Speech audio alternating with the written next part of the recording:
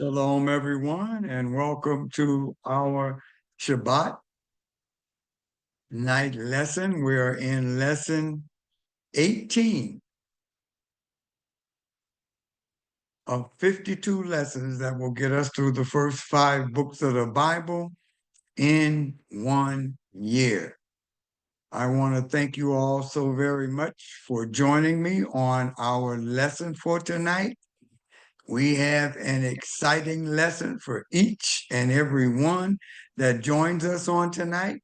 I see my sister, along with those that are here, has already joined us. So welcome again to our Shabbat lesson number 18. In Hebrew, Mishpatim, Mishpatim. And that means rulings, judgments, and we're going to have a lot of fun with that on tonight. So we're going to give a couple of minutes for everyone to get zeroed in. Make sure when you come in, you mute yourselves unless you have something you want to say. And we are recording. It said your recording has begun, so we are recording and we'll be able to post this lesson for those who have gotten busy and didn't have an opportunity to join us live on our Zoom channel on tonight. So we're going to have a great time. There's a few things we want to really look at as we're going through this. When we look at Mishpatim, or laws, judgments, rulings, I know in many cases we have uh, faulty understanding of what that is. And so we want to make sure that we clear up some of that because one thing I want you to remember is the word Shema, Shema, which means to listen and obey. And we're going to hear many times as we go through our lesson where the children of Israel heard, the leaders heard, and they said, we will do whatever Jehovah says, we will do. So the whole concept of halakha or rules, the word halakha, basically is the terminology for Jewish law, and it means to walk in. And so the whole understanding of the instructions, which is what Torah is, these instructions that we're learning and are given to us, we are supposed to what? Walk in them so that they kind of guide how we behave and what we do each and every day of our lives. And so to really get an understanding of this is not something that we just hear, but we hear with every intent on being obedient to the instructions that we are being given. And so this is what the children of Israel were learning to do. And we're going to find some great lessons in our lesson 18, Mishpatim, on tonight. Also, you're going to see the conversation begins around servants, or it says slaves, but it's actually the Hebrew word that means an indentured servant, or someone has a couple of ways of having that problem. One would be that they decide they can't make it and they go and try to uh, sell themselves to someone who could pay them, and they sell themselves, and the most they can absolutely do is 6 years. So they could sell themselves, and the wages and all of that, we're going to see some of that be borne out in our lesson on tonight. So we're going to see that going forward. And I want you to, just pay attention to that as we go through our lesson on tonight. So we understand that as believers, we're all servants to someone, and we choose to be servants to Jehovah, our Elohim, under the authority of Yeshua HaMashiach. And so we're going to be a servant to something, And we as believers are only to be servants to Jehovah, our Elohim, through the ministry of Yeshua HaMashiach. And so last time we kind of studied the going of the children of Israel from the land of Goshen all the way to cross the Red Sea and to go into the wilderness of Shur and then down to Mount Sinai. And so I'm going to show that map as one of our first slides. And so we'll get an opportunity to look at that. So I think we've spent enough time letting other people join in. So we're going to have prayer and then we're going to begin our lesson for tonight. Jehovah, our Elohim, we bless you for this day. This is the day that you have made, and we rejoice and we are glad in it. We thank you for this opportunity to study your word together. Workers not ashamed of our hire, rightly dividing the words of truth. We thank you for the Ruach HaKodesh, your Holy Spirit, that comes to guide us into all truth. Ruach HaKodesh, we welcome you as you guide us through our lesson on tonight and give us the revelatory knowledge of your word. And it's in the name of Yeshua HaMashiach, our Lord, Savior, and King, we pray. Amen. Okay, so we're going to get into our slide presentation and then begin our lesson.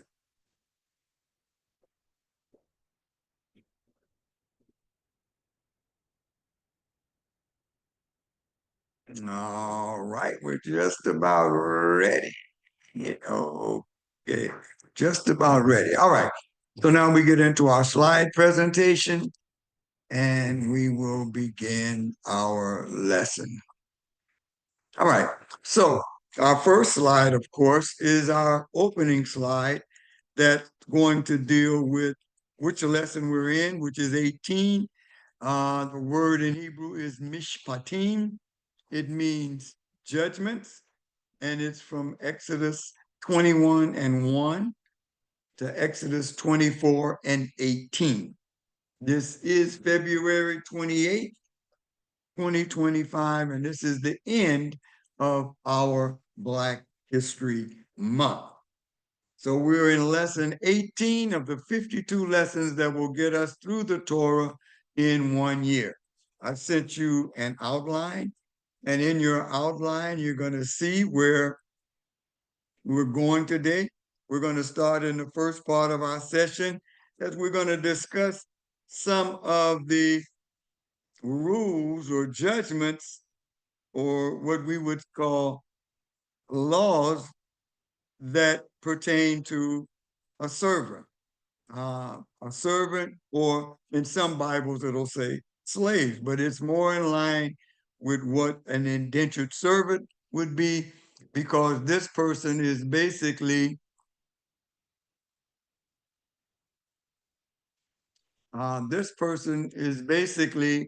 waiting through some kind of a difficulty, and we'll talk about that when we see it on the slide, some kind of difficulty in life. Another way that they can sell themselves, we'll find out that they could sell their daughter. We're going to get a good understanding of what's really going on there. And we can also find out if a person then is found guilty of theft or harm to someone, that they may, in fact, if they cannot take care of that person, then they may have to what? Sell their labor in order to compensate the person that they have hurt. So we see in the first part of our session, it's going to talk about the servant, the Israeli servant. The second part is going to go into some personal injury.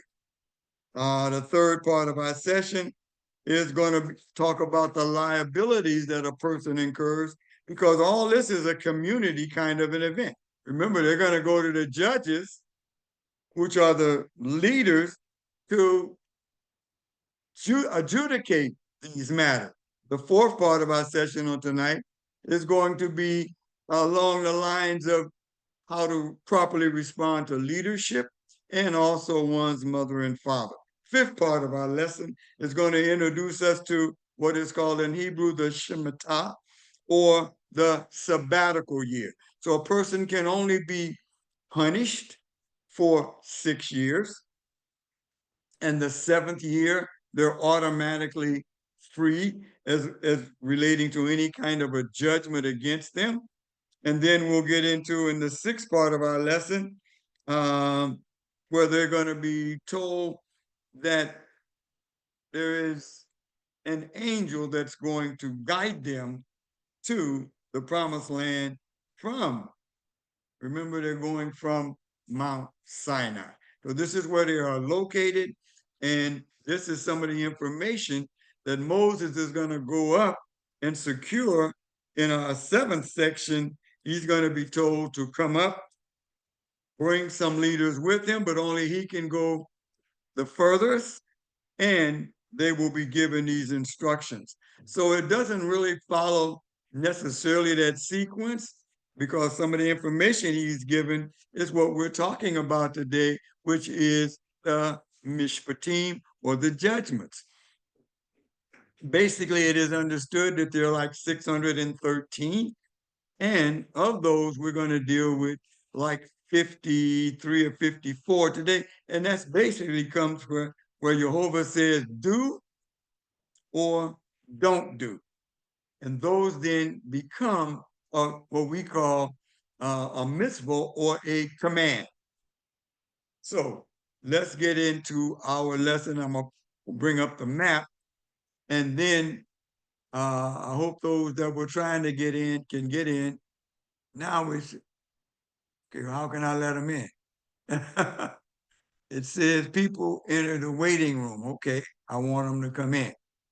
Let me see, I'll do it this way. All right, here we go. Admit.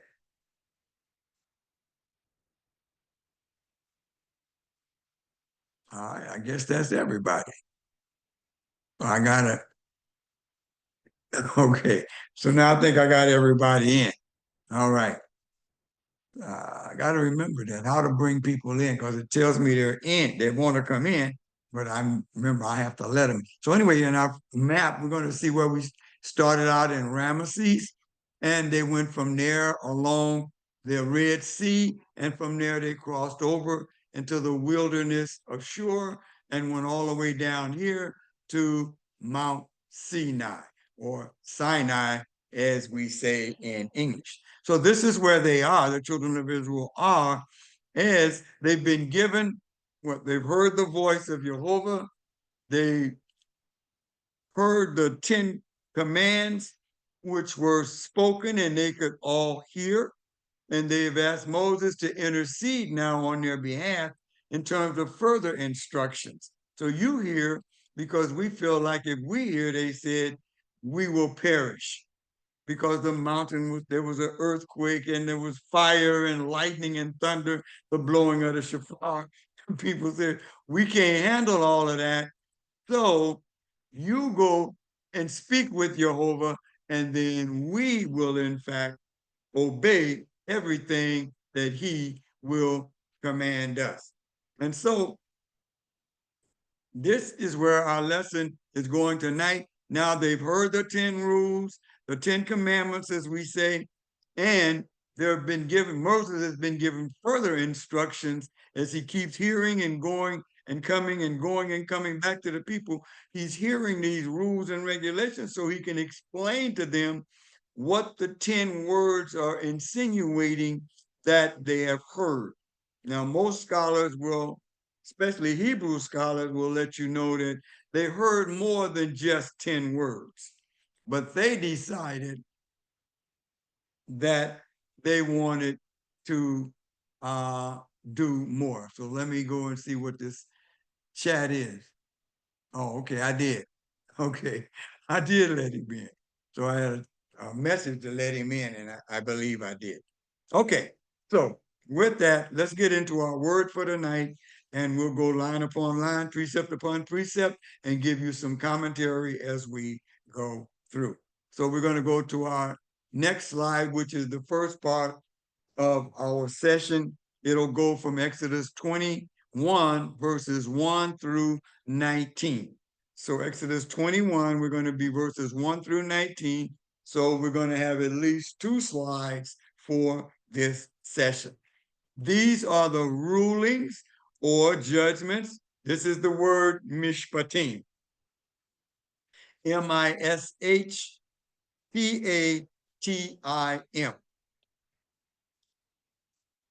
Rulings you ought to present to them. So once again, Moses has heard this information and he's going to go and tell the leaders what he has heard. Interesting that they began with, if you purchase a Hebrew slave, he is to work 6 years, but in the 7th year, he is to be given his freedom without having to pay anything. So he can work 6 years. So if the debt is really great, he can still only work 6 years to alleviate this debt. So when it says you purchase him, you basically sign a contract and agreement with him to work this amount of time to, in fact, pay off a debt or his creditors or whatever. So this whole concept, Hebrews, is basically this slave is what we would call an indentured servant or someone who hired themselves out, and you have to treat them in the proper manner. There's another kind Hebrew word that really would mean more of a slave than an indentured servant, and we come in contact with that, but it's usually for a person that may have been taken in war. Now, for the children of Israel, once they entered the land, they were told to offer them an opportunity to join them before they went in to destroy the cities. But in most cases, the people didn't agree, so there weren't any people brought in.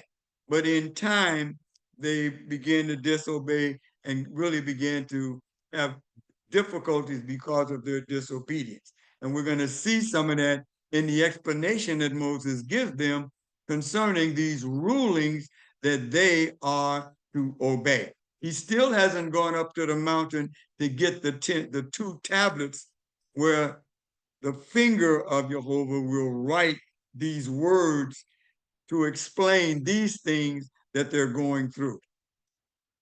If he came single, meaning this servant, he is to leave single. If he has married when he came, his wife is to go with him when he leaves. But if his master gave him a wife and she bore him sons or daughters, now that means that the master was then responsible for the woman that this servant was given. And so then he has an opportunity of doing one of two things. He can what? He can leave. He doesn't owe anything, but he can't take the woman if the woman was given to him by his master. Why?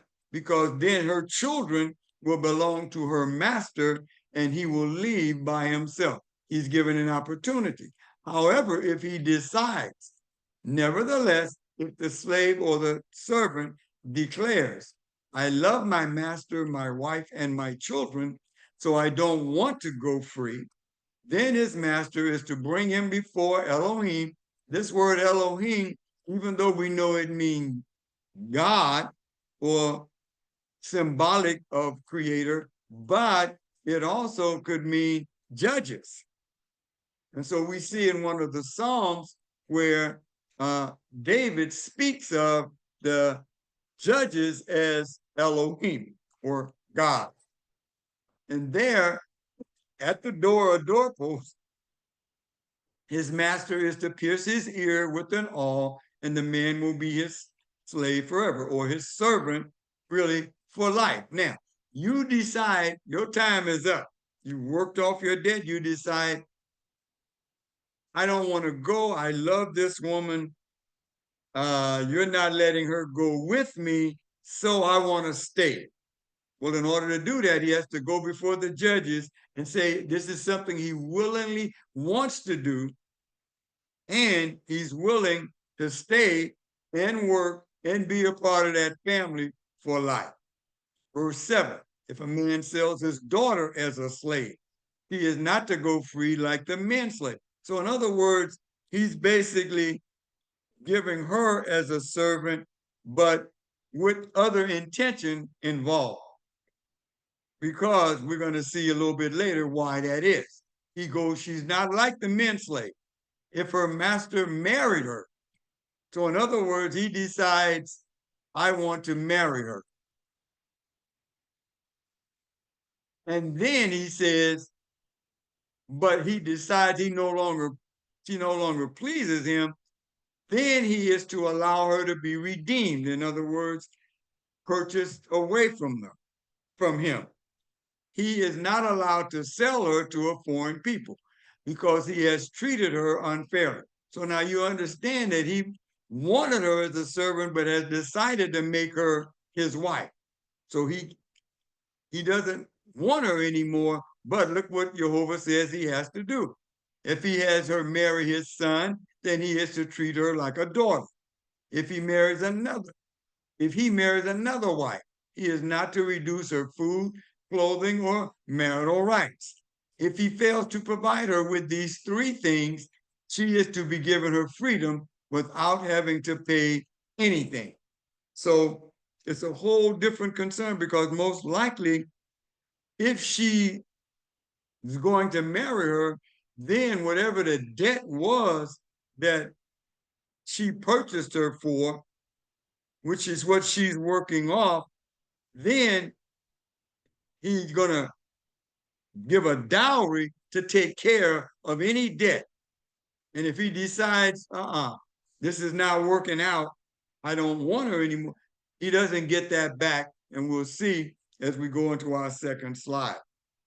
It goes on, whoever attacks a person and causes his death must be put to death. So this is kind of premeditated. Cause his death, then that person has premeditated that particular situation. Verse 13 says, if it was not premeditated, but an act of God. Remember, act of Elohim. Remember at that particular time, everything was an act of Elohim. The understanding of Satan, as we understand it now, wasn't known by them. So if there was a problem, it was all you messed up with Elohim, and Elohim is punishing you. Not understanding as we go, we've learned more that Elohim in moving away allowed that person then to become, because of their disobedience, to come up under the purview of Satan. And Satan then can say, as he did with Job, can I attack him? He says, but if it was not premeditated, but an act of Elohim, then I will designate for you a place to which he can flee. These are going to be our cities of refuge, and we will see about that specifically in the book of Leviticus. But if someone willfully kills another after deliberately planning, you ought to take him even from my altar and put him to death. So this person, in most cases, would be stoned. All right, but once again, he has to have a trial, and it has to be determined that it was a willful act and he deliberately planned to do it. Verse 15, whoever attacks his father or mother must be put to death. So you won't have a lot of children acting a fool with their parents. Why? Because that child would be taken before the judges. The judges would ascertain whether that behavior warranted or not, but if so, then they would stone that child to death. Verse 16, whoever kidnaps someone must be put to death. So this ends this sentence right here. Any attempt of Europeans to basically explain what they did to African people using the scriptures, verse 16 says, whoever kidnaps someone must be put to death, regardless of whether he has already sold him or that person is found still in his possession. Since that's God's law, then those people that did that were going to answer for that with the Creator. Whoever curses his father or mother must be put to death. If two people fight and one hits the other with a stone or with his fist, and the injured party doesn't die, but is confined to his bed, then if he recovers enough to be able to walk around outside, even if with a cane, the attacker will be free of liability. So that makes you think, okay, they can walk, I'm free. Nope, except to compensate him for his loss of time and take responsibility for his care until his recovery is complete. So there's another reason that the judges would decide a person has really hurt a person willfully, they've been fighting, and you damage the person to this degree, and this is the amount of judgment they would set aside, that you have to take care of this person until they have made a complete recovery. We believe it'll take this much time. So this is the amount of the debt that you owe to this person. So that kind of ends our first session, and the understanding of the first, the male servant, female servant, and then behavior between people of Israel. Let's go into our second section, and our second section is from verse Exodus 21, verse 20, all the way to 22, verse 3.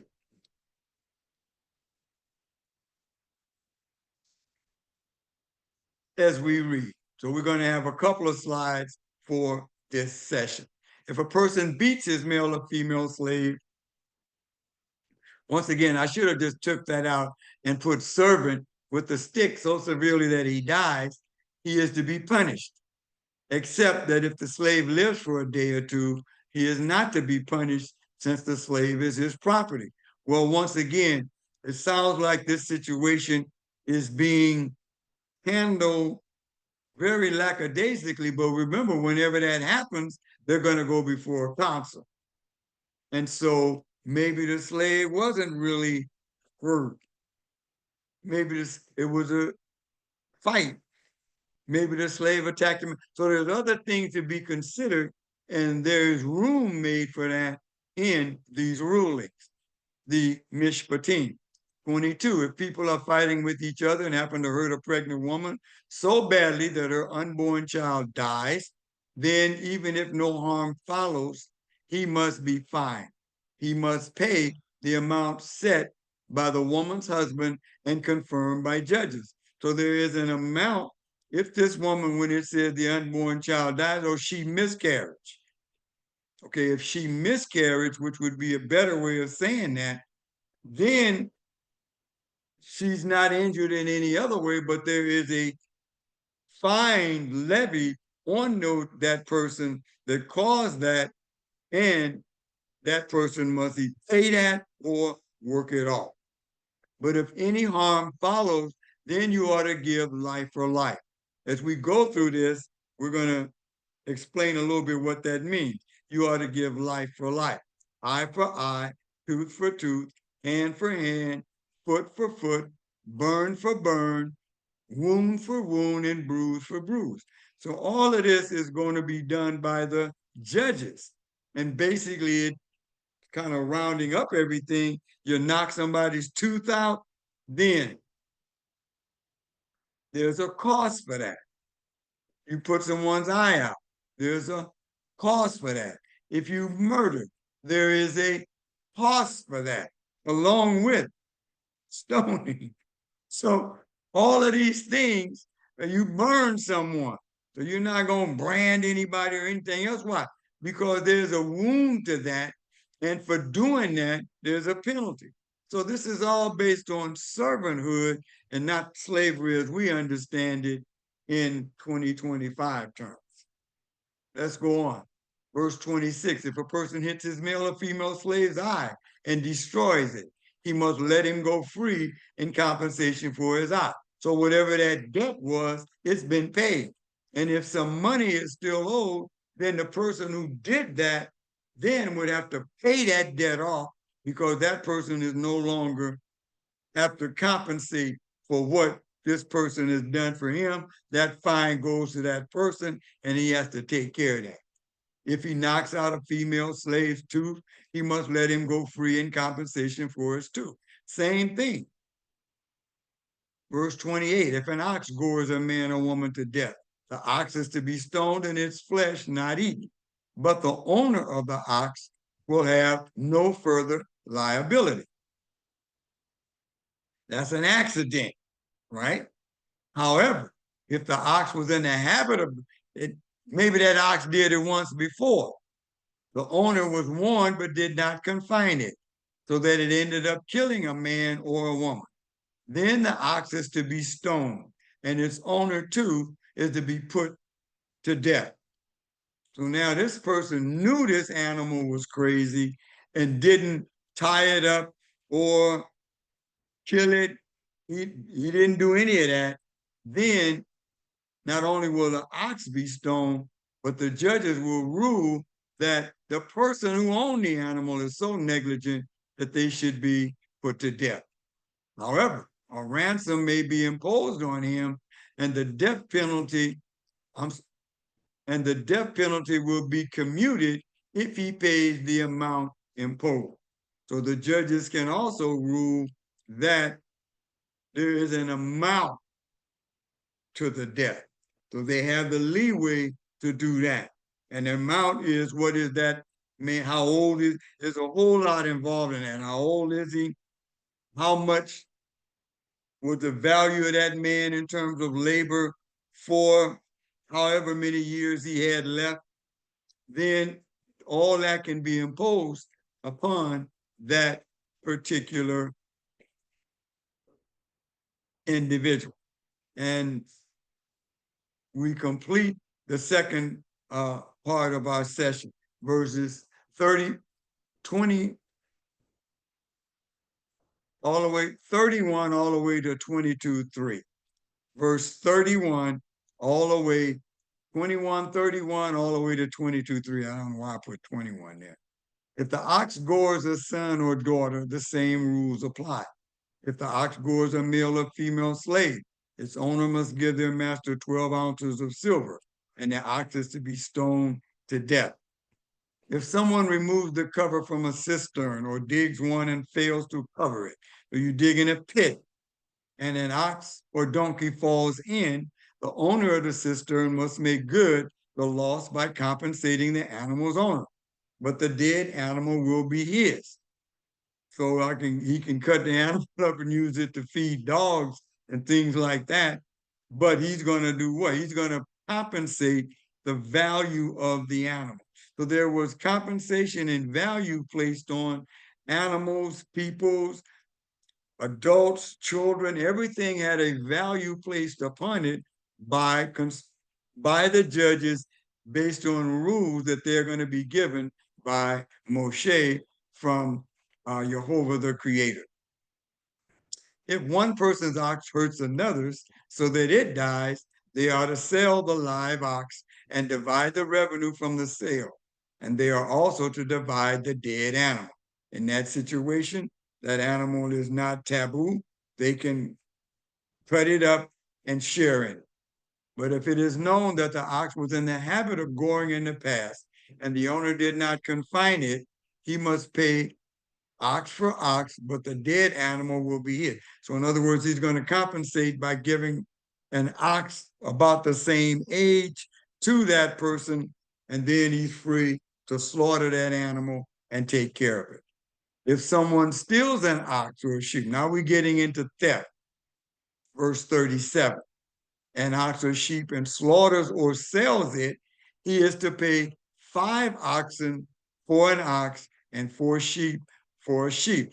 And I guess that's based on the value of an oxen. So now 5 times the value of an oxen, that thief must compensate that person. So that person, if he didn't have enough, would then be a what? Indentured servant. He would have to work that off somewhere. And that contract would be the owner of that particular person who was wrong.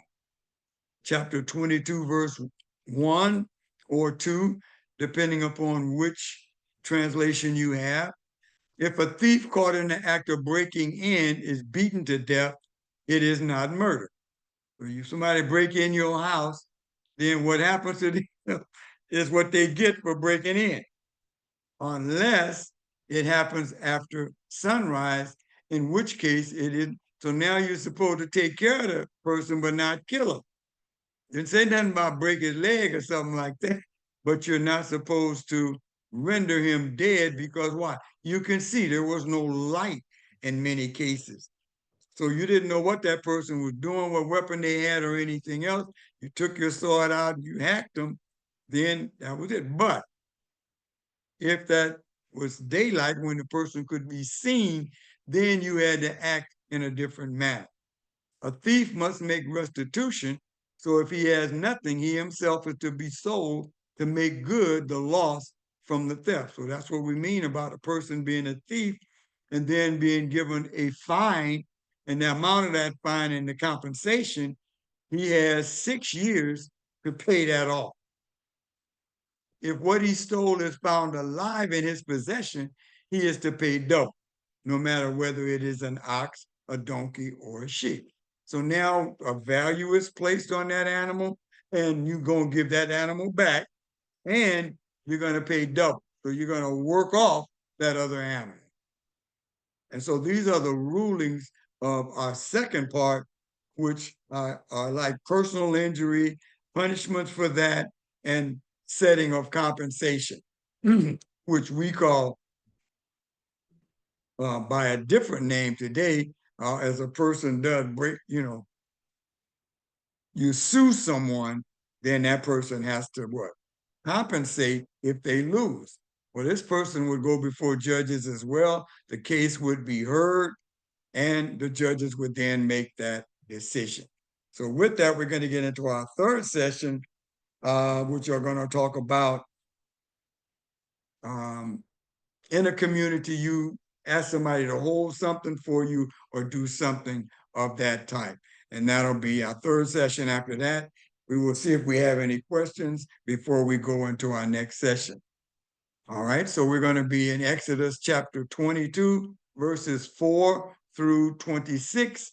So we'll be in at least 2 slides and maybe 3.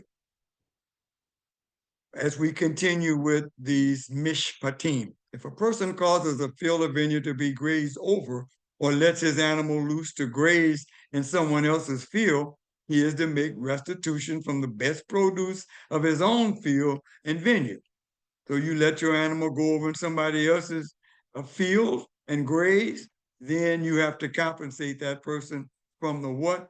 Best part of your field. If a fire is started and spreads to thorns so that the stacked grain, standing grain, or a field is destroyed, the person who lit it must make restitution. Once again, this is damages for something you have done that showed negligence. Verse 6. If a person entrusts a neighbor with money or goods, and they are stolen from the trustee, so this neighbor becomes the trustee of the property, trustee's house, then if the thief is found, he must pay double. He's going to pay double to the person who gave him that particular goods or money to hold for them for whatever reason.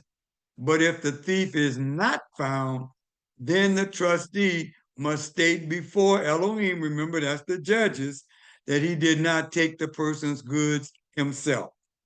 Once again, he's going before the judges, and they're going to ascertain. This is where witnesses and all of those things would be done. In every case or of dispute over ownership, whether of an ox, a donkey, a sheep, clothing, or any missing property, where one person says, "This is mine," both parties are to come before Elohim, once again, judges, and the one whom the judges condemns must pay the other one double, or the other one has been found not telling the truth.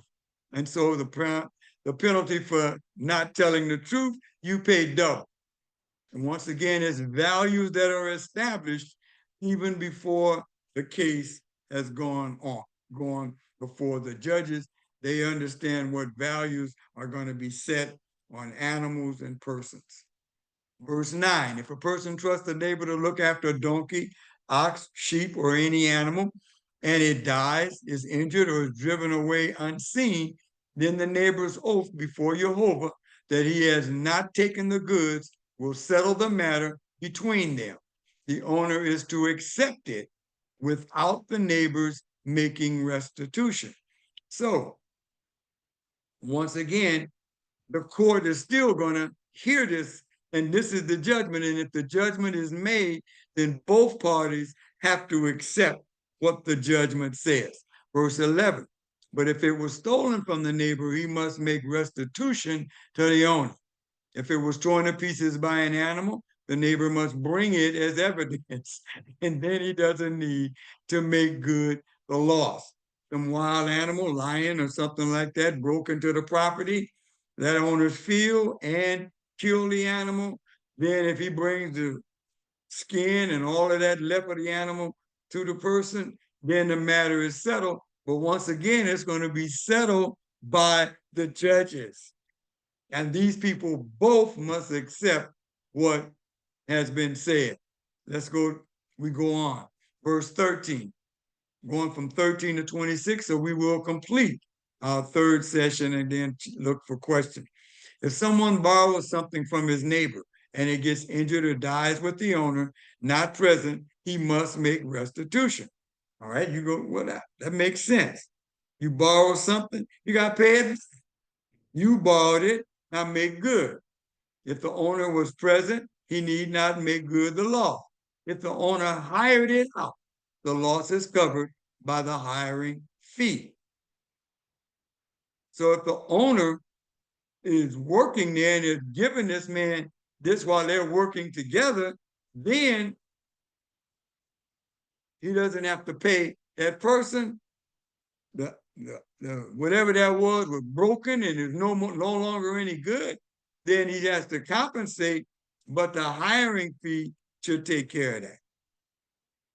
Verse 15, if a man seduces a virgin who is not engaged to be married and sleeps with her, he must pay the bride price for her to be his wife. So in other words, when it says seduces, it doesn't say rapes. That means she was willing. All right? You gonna pay whatever the price the judges have established for a wife based on her age and other things, then you're gonna have to pay that. But if her father refuses to give her to him, he must pay a sum equivalent to the bride price for virgins. So now the father says, no, I don't want her to be with him. He ain't no good. I don't like him. And he said, she agrees. I don't think I want to be here with him. Then he's going to still pay a bride price based on the fact that he has messed up her virginity. So that's going to be included in the price of this dowry that he is going to have to pay. We go on. You're not to permit a sorceress to live. So these are rulings, once again, that are given to Moshe to give to the people, and the judges are to use these as they adjudicate matters. Whoever has sexual relations with an animal must be put to death. Anyone who sacrifices to any god other than Jehovah alone is to be completely destroyed. So you sacrificing an animal or some other deity, then you are going to be stoned. Verse 20, you must neither wrong nor oppress a foreigner living among you. So you can't just, let's say you had a war with someone and you've taken some of their men were not killed or some of their women were brought back from the war and they become servants or foreigners. They're not joined into Israel yet, even though that is something they could possibly want to do. Then you have to treat them correctly. You cannot wrong or oppress them, for you yourselves were foreigners in the land of Egypt. So it's interesting that even in what we're seeing going on in Israel today, the whole concept of how you ought to treat another person is explained in the Torah. So if you are an observant children of Israel, then you know how you're supposed to treat the people of Gaza. Verse 21, you are not to abuse any widow or orphan. If you abuse them in any way, and they cry to me, I will certainly heed their cry. My anger will burn, and I will kill you with the sword. Your own wives will be widows, and your own children fatherless. So you're not going to be abusing widows and orphans.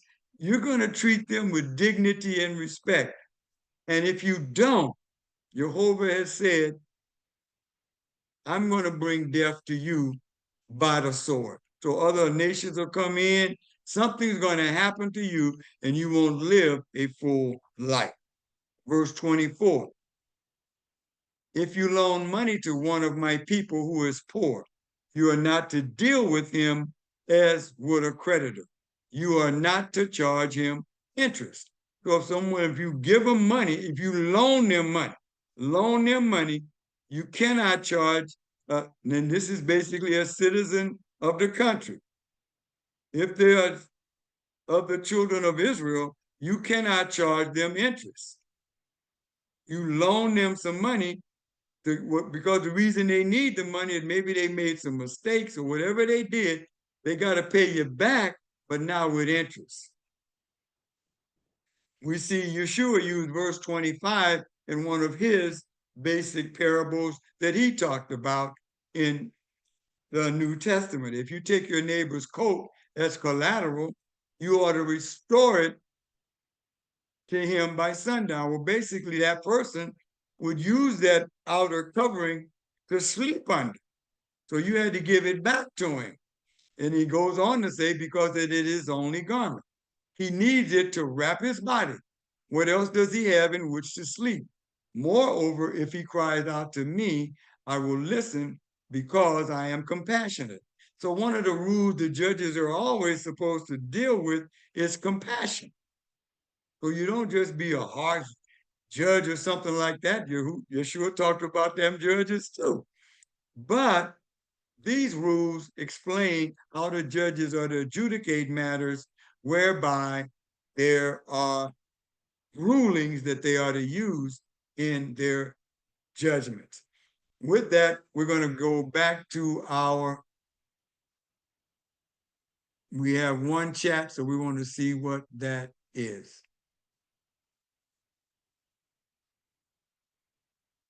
Another question? Oh, I thought I did.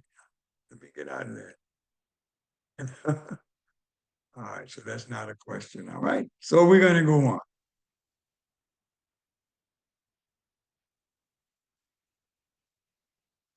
Now we're going to go into our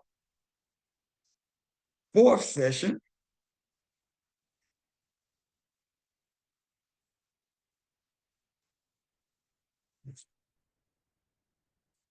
And our fourth session goes from Exodus 22, chapter 22, verse 27 to 23, verse 5. And I believe that is just one slide. All right. Verse 27, you are not to curse Elohim. Now, this is not just the judges, but it can be the judges, it can be God, and you are not to curse a leader of your people. So you have to act with respect to this leadership. And all of this is designed to make a community whole, right? Because if you're going to obey leadership and leadership know that there's judgment over them as well, then this is how you are to handle your matter, your business, as we say today. Verse 28, you are not to delay offering for your harvest of grain, olive oil, or wine. All right, so you're not to delay offering from this is basically your tithe. You're not supposed to delay that. If you do, just understand there is a value that is going to be placed on that. The best thing to do is once you have it, take it. If you can't take it, sell it and take the money. when you do go to the temple, take the money with you. The firstborn of your sons you are to give to me. Well, this is the whole concept of redeeming the firstborn that they learned in just before the Passover, when the firstborn was going to be died. So the firstborn has to be redeemed. You don't, there's no sacrifice of humans. So the firstborn is redeemed for 5 shekels. So your firstborn son is taken to the temple, offered to God in the form of dedicating him to God. You pay the temple tax for that, and then you take that son back with you. And that happened with Yeshua being the first child of Joseph and Miriam, or Joseph and Mary, where they went to offer him and pay the tax. They didn't have money, so they gave pigeons, whose value was that. You ought to do the same with your oxen and your sheep. It is to stay with this mother 7 days, and on the 8th day, you ought to give it to me. So now, even an animal that's 7 days old, excuse me, you don't take that animal from its mother just as a human is on the 8th day. Then the same thing goes, I'm sorry, on the 40th day, then there is a 7-day period when that animal is allowed to stay with its mother. And you cannot take it from the mother before that time. You can last it with the mother longer, but you can't do it less.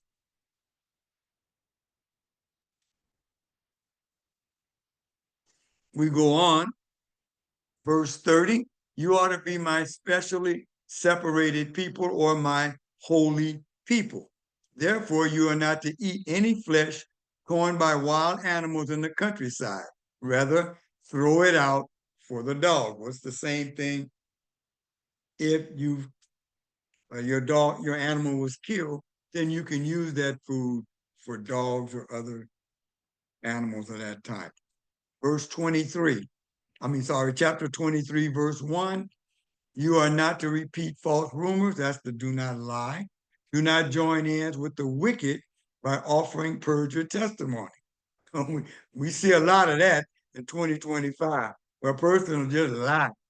If it's a police officer or anyone else, it tells you right there, you don't join with the wicked by offering what? False testimony. Do not follow the crowd when it does what is wrong.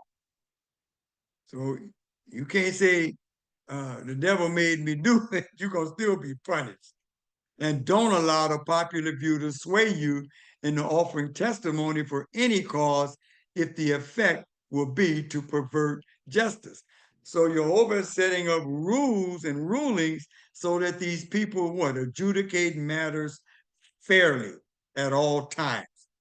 On the other hand, he says, verse 3, you don't favor a person's lawsuit simply because he is poor. So you can't, as judges, that person deserves something. No, you have to adjudicate it based on facts given. If you come upon your enemy's ox or donkey straying, you must return it. You didn't find it. Take it back. It's on his property. You're on the road, strayed off, take it back to that person. Return it to him. You're not supposed to walk by and just let the animal, maybe let somebody else do it. No, you're supposed to go and do it yourself when you come upon it. If you see the donkey, which belonged to someone who hates you lying helpless under his load, you are not to pass him by, but to go and help him free it. So even though you and this neighbor don't get along, this is that compassion element that we just talked about. You are, in fact, to go back and help that person with that particular situation that they're facing. That is still your neighbor. And that ends our 4th session that ended at verse 5. And we'll go into our 5th session where we're going to talk a little bit about the sabbatical year. As we continue, verse 6, do not deny anyone justice in his lawsuit simply because he is poor. Keep away from fraud and do not cause the death of the innocent and righteous, for I will not justify the wicked. So he's letting the judges know you're going to do these things and do it fairly. You are not to receive a bribe, for a bribe blinds the clear-sighted and subverts the cause of the righteous. So judges, just be warned. Jehovah is going to deal with you. Your sin's going to find you out. You're going to be dealt with for what you have done. The children of Israel continually had problems obeying these rules and wanted to take on the attitudes and behavior of surrounding nations. It goes on. Now we're getting into the Shemitah or Shemitah, which is verse 10. I'm sorry, verse 9 first. You are not to oppress a foreigner, for you know how a foreigner feels, since you were foreigners in the land of Egypt. So you know what these things are like. And since you have been freed from doing that, accept the ways of Jehovah, which are contrary to what happened to the Egyptians, whose evil ways ended up in their death and destruction in many cases. Verse 10 of chapter 23. For 6 years you ought to sow your land with seed and gather in its harvest. Now, this is certainly not going to be on their journey into the land of Canaan, but it is preparing them for when they get into the land of Canaan. But the 7th year, you ought to let it rest and lie fallow. So you plant and harvest your crop for 6 years. In the book of Leviticus, is really going to explain this a whole lot more. Let it rest so that the poor among your people can eat, and what they leave, the wild animals in the countryside can eat. Do the same with your vineyard and your olive grove. So if things do grow, which they will, then you're free to eat, but you're not free to go and harvest it for sale. You can use it for food.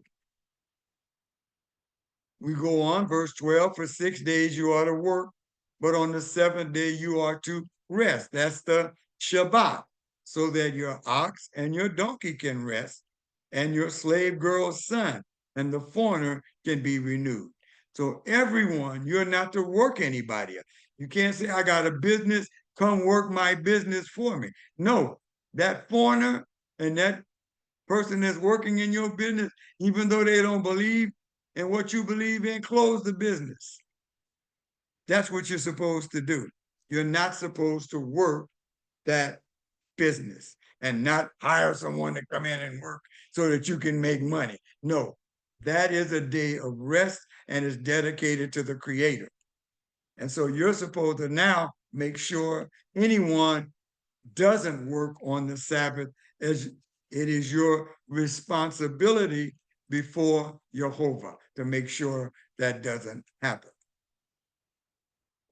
We go on, we're going the whole section, the 5th section is 3 slides, we're going all the way to verse 25.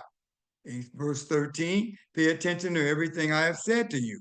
Do not invoke the names of other gods or even let them be heard crossing your lips. 3 times a year.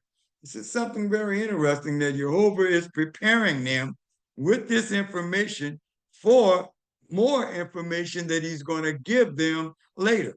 3 times a year, you ought to observe a festival for me.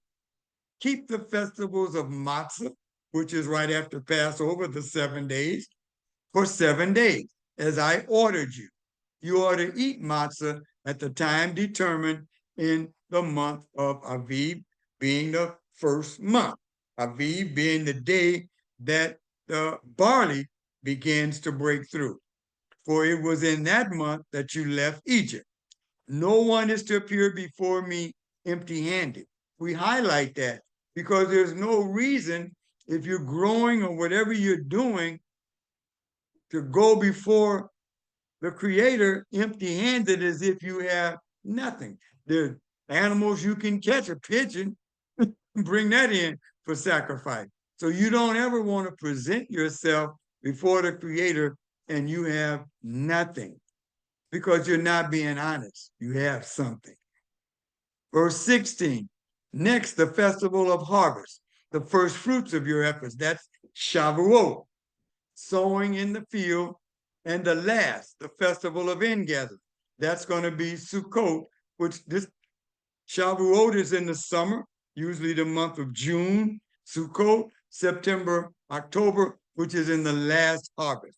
At the end of the year, when you gather in from the field the results of your efforts.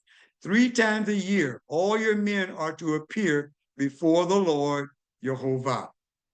Verse 18, you are not to offer the blood of my sacrifice with leavened bread, nor is the fat of my festival to remain all night until morning. You are to bring the best first fruits of your land into the house of Jehovah your Elohim, and you are not to boil a young animal in its mother's milk. In other words, you don't kill a mother and their young at the same time. That's basically an idiom for that. And we complete our 5th session. He says, I am sending, Jehovah says to Moshe, I am sending an angel ahead of you to guard you on the way and bring you to the place I have prepared, talking about the land of Canaan. And we're going to find a whole lot more about this angel and how Moses begins to interpret what this is saying. He goes on to say, you pay attention to this angel, listen to what he says, and do not rebel against him, because he will not forgive any wrongdoing of yours, since my name resides in him. So Jehovah's basically saying this angel is the same as me, because I have sent him on this task. So he's the same as me. That's what he has been tasked to do, and he's been empowered to do it. But he says, if you listen to what he says and do everything I tell you, then I will be an enemy to your enemies and a foe to your foe. So just do what you're told. Follow the commands. When my angel goes ahead of you and brings you to the Amorite, the Hittites, the Perizzite, the Canaanites, the Hivites, and the Jebusite or the Jebusites, I will make an end of them. So Jehovah's saying, I'm going to go before you and cause pain to them. You are not to worship their gods, serve them, or follow their practices. Rather, you ought to demolish their standing stones completely and smash their standing stones to pieces. So any shrines, any buildings, you ought to destroy them. Burn them up, break them down if they're stone. You ought to destroy them, because that's the reason they're being kicked out of the land. Verse 25, as we complete our sixth part of our session, you ought to serve Jehovah your Elohim, and he will bless your food and water, and I will take sickness away from among you. So now we get into blessings of obedience and curses for disobedience. So if you're obedient, if you do what you're supposed to do, then you will have plenty of food, water, and there won't be any sickness. And when we get into Deuteronomy and other parts, he's going to explain it even further. Your women won't be barren. They'll all have children. So all of this is part of being obedient, which is doing what you have been instructed to do. That completes our 6th session, and we'll complete our lesson in the 7th session. I believe it's 2 slides.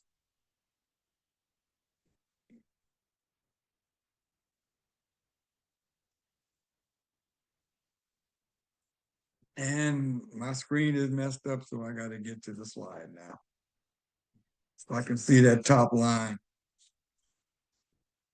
All right, 7th session is from chapter 23, verse 26, all the way to chapter 24, verse, what?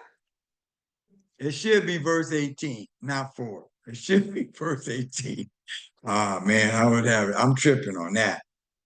if your land, your women, I'm sorry, in your land, your women will not miscarry or be barren, and you will live out the full span of your life. You see what happens with obedience? Women don't miscarry.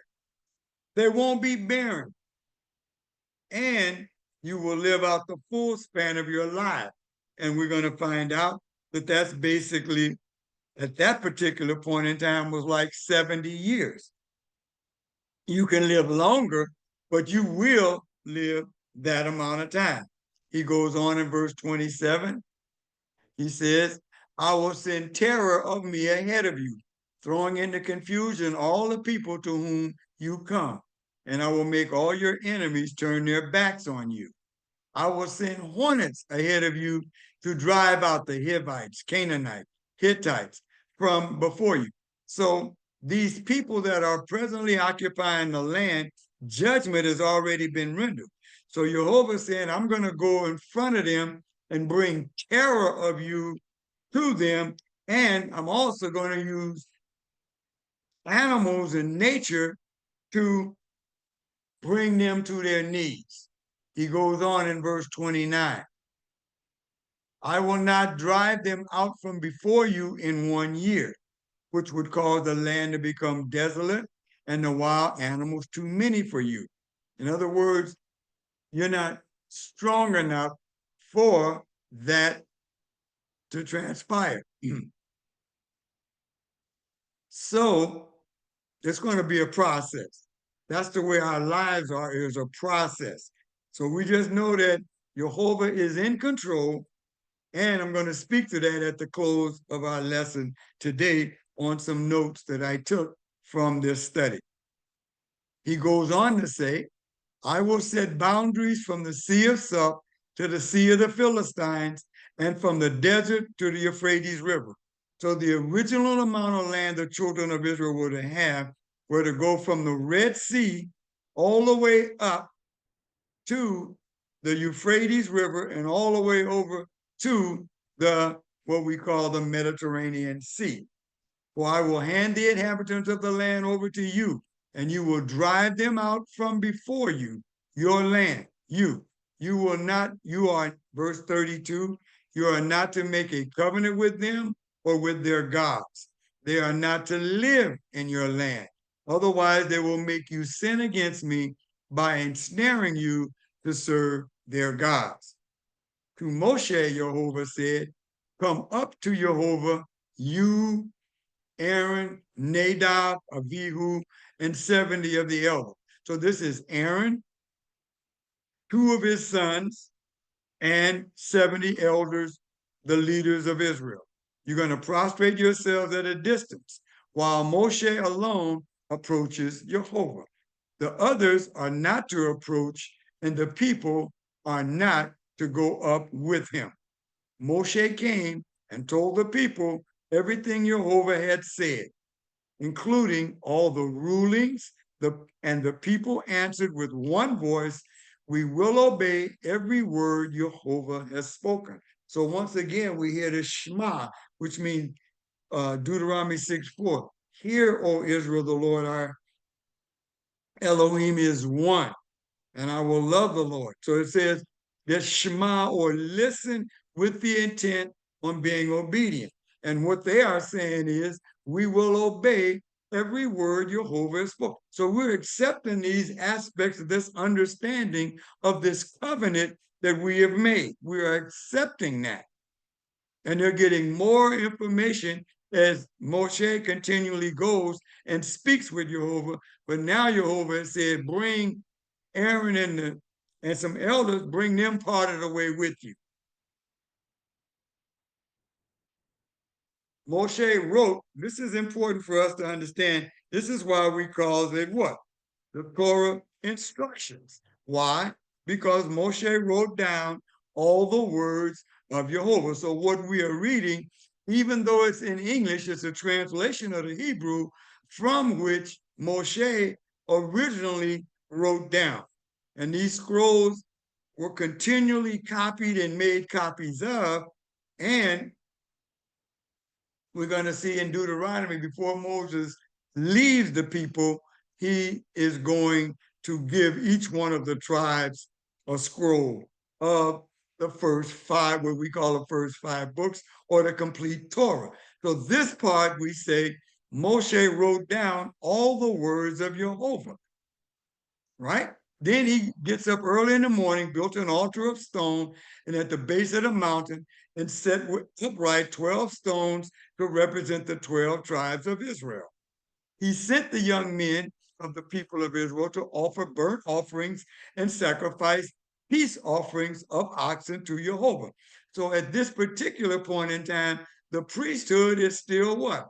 It is the firstborn male of these families. And so they're the ones that, up until this point in time, could offer sacrifices, offerings of sacrifices on the altar. Moshe took half of the blood and put it in basins. The other half of the blood he splashed against the altar. So Moshe is acting as the what? High priest of what is going on. Then he took the book of the covenant and read it aloud so that the people could hear, and they responded, everything that Jehovah has spoken, we will do and obey. Once again, the whole concept is you're going to hear the word and then you're going to do it. And the only way you can grow in your understanding of it is to do it. Moshe took the blood, sprinkled it on the people, and said, this is the blood of the covenant which Jehovah has made with you in accordance with all these words. So everything he had written up until this point in time, Moshe has read it to them. The leaders can be taught it, and they can then go back and teach the people. Moshe, Aharon, Nadab, and Abihu, the 2 sons of Aharon, and 70 of the leaders went up. They saw the Elohim of Israel. Under his feet was something like a sapphire stone pavement, as clear as the sky itself. He did not reach out his hand against these notables of Israel. On the contrary, they saw Elohim even as they were eating and drinking. Once again, this is not a physical image. It would be the Shekinah glory. They were close to the Shekinah glory.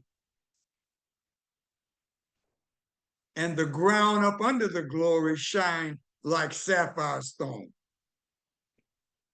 These people, even as they were eating, they saw the Shekinah glory, but once again, it was at a distance, not as far a distance as the rest of the people. And this is all designed to do what Jehovah said, so that the people would believe what they were saying to them and do it. So they were going to see this glory to know that Moshe was talking to Jehovah. The leaders were going up there to understand that Moshe is talking to Jehovah, and they are saying they agree with everything that is going on. Verse 12, Jehovah said to Moshe, now you come up to me on the mountain and stay there. I will give you the stone tablets with the Torah and the commands, mitzvah, which is commands, I have written on them so that you can teach them. Moshe got up, also Yahashua, his assistant. And Moshe went up onto the mountain of Elohim. To the leaders, he said, so Yahashua or Joshua was one of these 70 elders that were dealing with judgment and things of that type.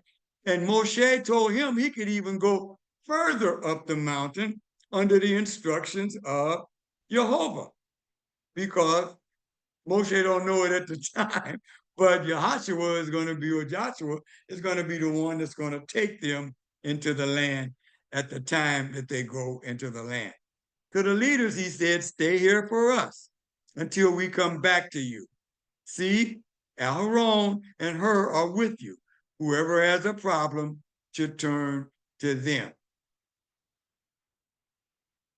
Moshe went up onto the mountain and the cloud covered the mountain. So Moshe goes even higher now and is enveloped by these clouds where the Shekinah glory is present. The glory of Jehovah stayed on Mount Sinai, and the cloud covered it for 6 days. On the 7th day, he called Moshe out of the cloud. To the people of Israel, the glory of Jehovah looked like a raging fire on top of the mountain. These people were even further away than the leaders were. Moshe entered the cloud and went up on the mountain. He was on the mountain 40 days and nights. So the elders, Aaron and and the other elders are going to come down. Yahshua is not going to come down. He's going to stay up closer to where Moshe went up by himself to speak with Jehovah. And all of that was designed so that the people would believe. And so we study this lesson so that we would have faith in what we're studying and what we are to do with what we are studying. And so this, the reason we study Torah and the first 5 books so much is because I just shown you that Moshe was writing this stuff down. So that's why we say the Torah, which means instructions, were instructions that Moshe wrote down that Jehovah gave to his people to teach to other people so that they would all understand these instructions. So even though we were taught incorrectly in the church that these books are no longer important, that is as far from the truth as it could possibly be. Now let's get out of this shared screen and see if we have any more questions. I don't see any questions. So with that, we're going to do the priestly blessing from Numbers 6, verses 24 through 26. May Jehovah bless you and keep you. May Jehovah make his face shine upon you and be gracious to you. May Jehovah lift up his countenance upon you and give you peace. And with that, we say shalom. I will see you on next Friday. We'll be in the month of March for lesson 19 of our 52 lessons through the Torah. Shalom. Shalom. That's right.